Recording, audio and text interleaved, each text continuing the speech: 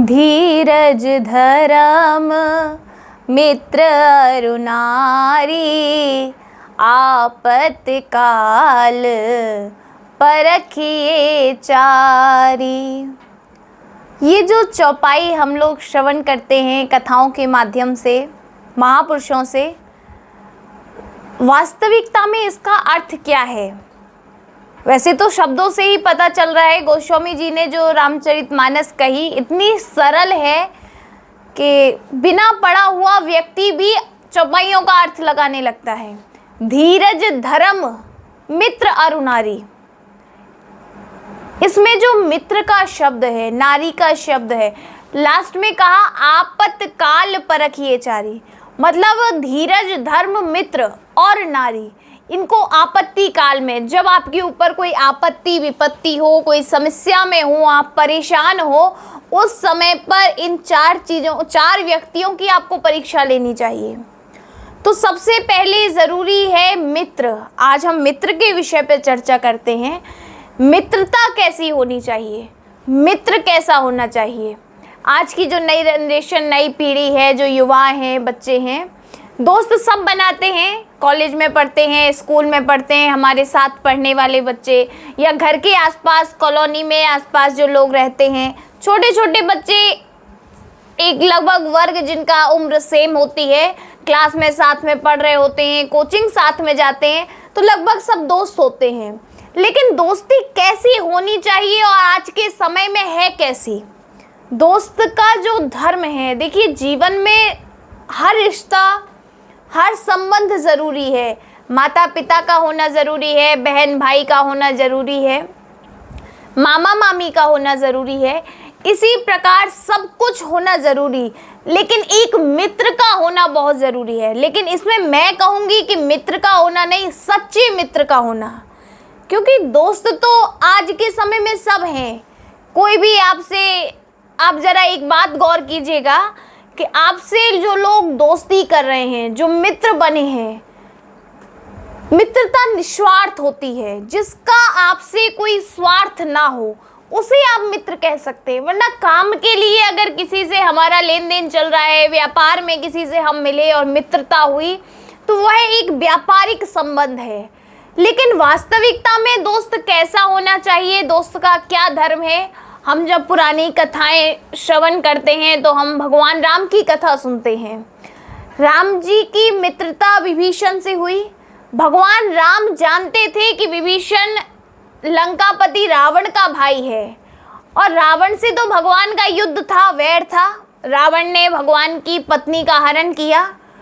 इतना भारी युद्ध, मन आपसी वैर होने के बाद भी जब विभीषण भगवान की शरण में आए तो भगवान ने उन्हें लंकेश कहकर पुकारा, और केवल इतना ही नहीं, जब भगवान ने उन्हें अपना मित्र बनाया तो क्या भगवान राम ने जब रावण का वध कर ही दिया था। और ऐसा नियम भी है कि जिस राजा ने अगर किसी राज्य के राजा को युद्ध में हरा दिया तो उस राज्य पर उसका अधिकार होता है। लेकिन भगवान राम ने अपनी मित्रता निभाते हुए, अपनी मित्रता को सत्यता में, कि जो मित्रता है, जो हम विभीषण के साथ जो हमारा सखा का संबंध है, जो दोस्त का भाई का संबंध है, उसकी सच्चाई, उसको निभाने के लिए भगवान ने विभीषण को लंका का राजा बनाया।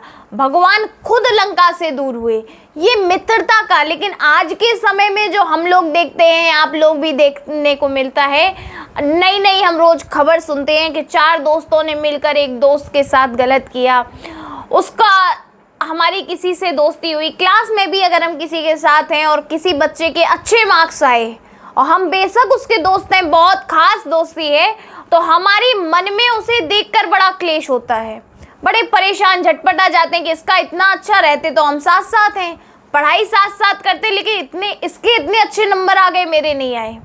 तो ये मन में जो, हमारे में जो द्वेष भावना आ जाती है, जो मन में जो विकार आ जाता है, अगर ये आपके मन में आ जाए तो समझिए आपने दोस्ती में छल कर लिया।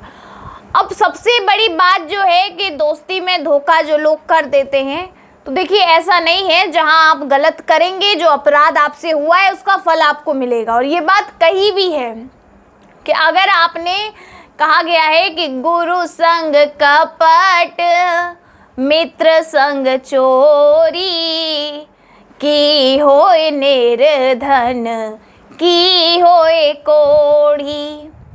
कि अगर आपने गुरु के साथ कपट किया, मित्र के साथ आपने धोखा किया, आपने मित्रता, देखिए मित्रता के कुछ नियम हैं जो शास्त्रों में वर्णित हैं, जो हम लोगों के पता होना चाहिए कि मित्रता में, वैसे तो सब जानते हैं, दोस्ती एक ऐसा संबंध है, हम उम्र लोगों से दोस्ती होना, एक साथ में बैठने उठने वालों से मित्रता होना, हम अपनी हर अच्छी बुरी गोपनीय बात मित्र से शेयर करते हैं।